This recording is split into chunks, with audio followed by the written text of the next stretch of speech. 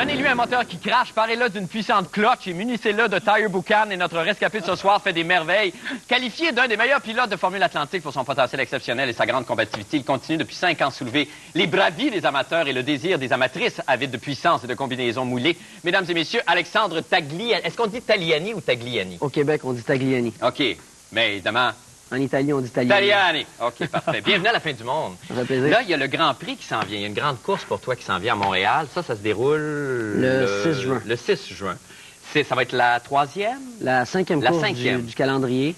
Puis c'est la première des 4 courses canadiennes, donc on l'attend avec impatience. On est aux États-Unis depuis le début de la saison, on a hâte de revenir au Québec. OK. Là, il y a déjà 2 courses, toi, que tu as courues depuis le début de la saison. Celle de Long Beach et Nazareth. Ouais. OK. Qui ont été difficiles pour toi. On a eu 2 problèmes, un problème électrique et un problème de moteur, mais il faut voir que l'équipe Players n'est pas vraiment coupable à cause de ça. C'est vraiment la mécanique. Et puis, on essaye de trouver des solutions à ça. On est allé tester, on revient de certains essais privés qu'on a fait. Oui. Et puis, les problèmes sont réglés. Fait que, on attend la prochaine course avec impatience. Bon, OK. Là c'est très important, ça, cette course-là, à Montréal, au Canada, ici, évidemment.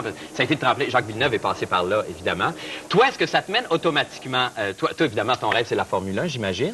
Bien, ma suite logique, je pense, c'est avec l'équipe Players dans la série kart. Oui. Players a deux équipes en Atlantique et en kart. Donc, c'est sûr que pour moi, j'aimerais ça me retrouver avec l'équipe Players, tout simplement parce que c'est une tradition qui continue depuis longtemps. Ils ont aidé Jacques Villeneuve, ils ont aidé Greg Moore, Patrick Carpentier, et puis j'aimerais ça être le prochain. Le même chemin. Mais est-ce que vous avez encore des problèmes? Parce qu'ici, on a entendu beaucoup la loi, il y a le lobbying, le tabac, tout ça.